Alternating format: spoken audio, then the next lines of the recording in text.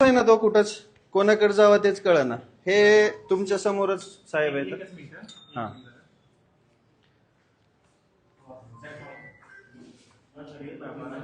जोडून घे नाही असल्यामुळे प्रोसेसचे काम एकत्र सुनावणी ठेवण्यात येईल पॅराग्राफ मान्य असल्यामुळे हे मी आंदोलन केल्यानंतर मला गटविकास अधिकाऱ्यांनी पत्र दिलं. तुमच्या समोरच साहेब आहेत. मी फोन लावतो हे माझे काही फोन उचलत नाहीत कोणीच. मी आता आलो तर पंचायत समितीची अवस्था बघितली तर 50% बी टेबल भरलेले नव्हते. प्रत्येक जण कारण सांगतोय, हालचालमध्ये काहीच वेगळं सांगितलंय. मला सांगा, विकास कामांचा पाहणी दौरा असतो का कर्मचाऱ्याला? आणि उडवा उडवीची उत्तर येतं आणि प्रत्येक वेळेस फक्त आणि फक्त टाइमपास. काय करायचं बरं? 1 महिन्याचा कालावधी दिला, मी 3 महिने थांबलो. किती? 3 महिने. मी ग्रामसेवकावरती कारवाई करण्यासाठी 100 वेळा यांना पत्र लिहिली. तुम्हाला पण दिलं होतं. तुम्ही ते कारवाईसाठी पुढे पाठवलंय, पण काहीच कारवाई होत नाही.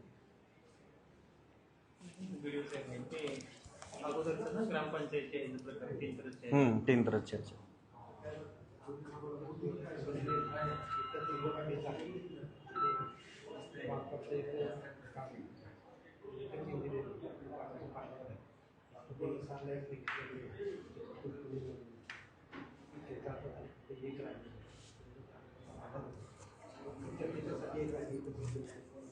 नाही पण गावातली एक कामाच्या संदर्भात तपासणी राहिली असेल.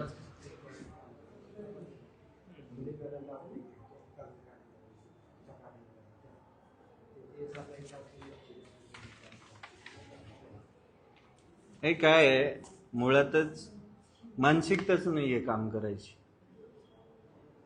आणि प्रत्येक वेळेस जर निवडणुकांची कामं सांगितली जातात तर मग त्या निवडणुका करूच नका ना, घेऊच नका. सर्वसामान्यांची कामच होत नाही. गावातली लोक म्हणायला लागली एवढा सगळा कुटाणा केला, अख्खा गाव अंगावरती घेतला आणि शेवटी मिळालं काय? काहीच नाही. सुरू केली चौकशी सुरू केली ना.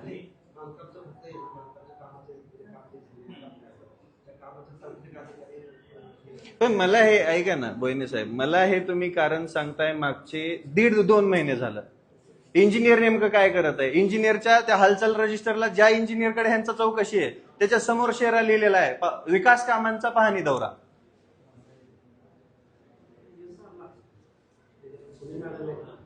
हा, त्यांच्या समोर बघून फोटो आहे माझ्याकडे. आहे का रे? काढलाय दाखवा इकडे, मी लगेच दाखवतो. माझ्यातच काढलाय का? थांबा ते असू द्या तिथं बसलेले. मी सांगतो तुम्हाला, मला जे लिहिलेलं आहे तेच दाखवावं लागेल ना. तुम्ही हे बघा, हे श्रीमती खुने SM समोर लिहिलेले विकास कामांचा पाहणी दौरा. त्यांच्याकडे दिले का ते तपासणीसाठी?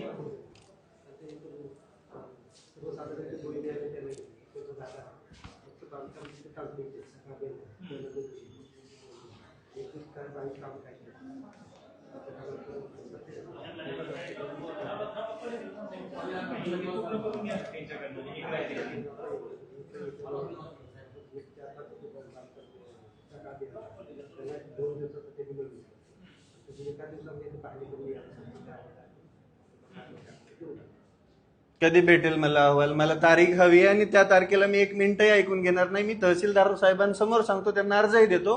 मी पंचायत समितीला ताळं लावेल, जसं ग्रामपंचायतला लावणार होतो तसंच.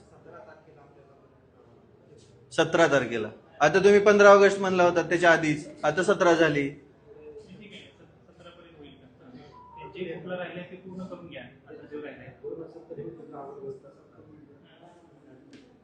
17 तारखेच्या पुढे मी ऐकणार नाही साहेब, 1ही मिनिट ऐकणार नाही. आणि दुसरा एक विषय होता साहेब, मी तुम्हाला त्या दिवशी फोन बी केला होता.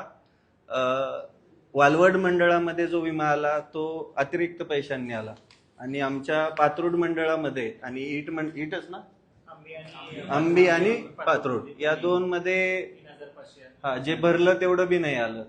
असं म्हणजे असं झालेलं आहे. तर त्याच्या संदर्भात काय म्हणजे, आणि सगळ्यात जास्त पूर तर इकडेच आला होता. ज्या मंडळांमध्ये पूर आला तिथं मदतच नाही आली. कृषी अधिकाऱ्यांना बोललो, ते म्हणतायत की आम्ही बरोबर अहवाल दिलाय.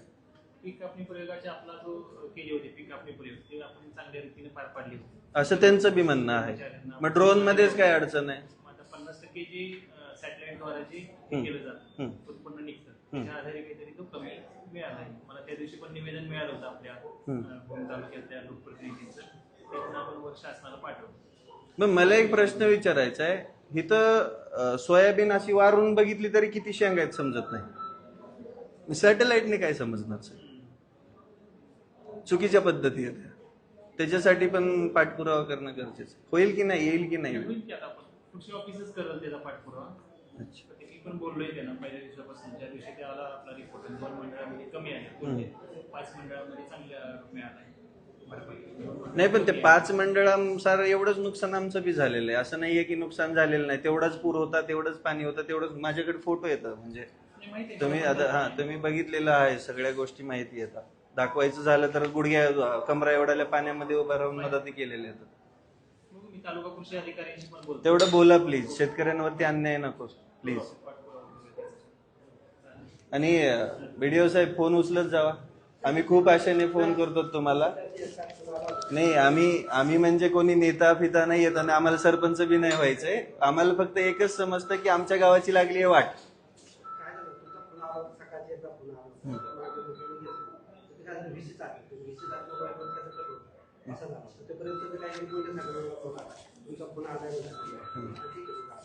आणि अजून एक विषय होता, गावामध्ये वडार समाजाची स्मशानभूमी आहे, ज्याला म्हणजे सरकारने जागा अलॉट केली आहे, ती महसूलमध्ये येते. तर ते जागेची मोजणी करून घेण्यासाठी मोजणी ऑफिसने पैसे भरून घेतले. ते काही कोणाचे मालकी हक्क नाहीये ना, पैसे कोण भरणार? त्यांनी पैसे भरून घेतले तरी बी मोजणी करून दिलेली नाही. मी बोललो होतो ग्रामपंचायतच्या नावाने ना, ग्रामपंचायत 4 गुंठे हो काहीतरी आहे, मला पण भेटली होती. 3 गुंठे आहे. मी पत्र पण माझ्याकडनं दिले अच्छा. आपण मोजणीसाठी, आणि त्याची सीमा निश्चित करायची. त्यांच्या काही शंका होत्या आपल्या उपाधीक्षक भूमी अभियंत्याच्या, ते पण मी फोनवर त्यांच्याशी चर्चा केली. मी पुन्हा एकदा तेवढा त्यांना आदेश द्या ना की तुम्ही म्हणजे कोणताही मोबदला न घेता मोजणी करून द्या, कारण की ते सरकारी काम आहे आणि ते स्मशानभूमीमध्ये कोणी एका व्यक्तीला हे करायचं नाहीये. त्याच्यामध्ये समाज आहे पूर्ण. मग त्या समाजाने कोण कोण पैसे भरणार ना? त्यांनी पैसे भरून घेतले तरी पण ते दिलेलं नाहीये व्यवस्थित. आणि त्या काय म्हणतात, त्या दिवशी ते काय रस्ता करणाऱ्यांनी प्रेत उकरून काढलं होतं, त्यामुळे तो विषय जास्त वाढलेला. आलं लक्षात माझ्या, मी त्याविषयी पण बोललो होतो, आज आणि बोलतो आता. तेवढं प्लीज थँक्यू सर. मला एक सांग नाही, तुमच्याकडे सुरुवातीला तुम्ही आल्यानंतर एक दारू केलेला कर्मचारी होता, आज पुडी खाल्लेला कर्मचारी. आज ते काय गलांड आहे ना? हा, गलांड. आता माझ्या लाईव्ह मध्ये आहे त्याचं वर्तन. तो जर आलेल्या नागरिकाला असं बोट दाखवून बोलत असेल तर त्याच्यावरती कारवाई होणं अपेक्षित आहे. त्याच्या टेबलवरती बसून पुडी खाणं अलाउड आहे का सर? गुटखा खाणं अलाउड आहे? माझ्या लाईव्ह मध्ये त्याचं प्रूफ आहे. तुमच्या ऑफिसच्या सगळ्या खिडक्या लाल जरीत आहेत. बाहेरची लोक येतात, त्याच्यावरती नियंत्रण ठेवणं बी तुमचं कर्तव्य आहे. त्याच समयी तुमचे अधिकारी काय करतायत ते बघणं बी तुमचं कर्तव्य आहे. आणि त्याचं जे वर्तन आहे ते अतिशय चुकीचं होतं. माझ्या समोर तो जर हात असा करून बोलत असेल, दिलंय की तुला, असं बोलत असेल तर इट्स नॉट ऍक्सेप्टेबल. आणि आमच्या ग्रामसेवकावर यांच्यावर कारवाई पाहिजे साहेब. तुम्हाला मी पत्र देऊन थकलोय आता, आणि 17 तारखेच्या पुढे मी एकही मिनिट ऐकणार नाही. Thank you sir. जय हिंद. खंदेरीची बदली डोकीवडी लहान आहे. सोडतो 1 मिनिट थांबा की असं मी असं करतो.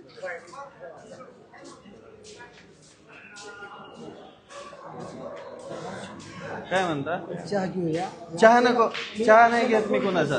चहा नाही घेत. नाही. हा, कोर्टातच जायचं. कोर्टात काम आहे.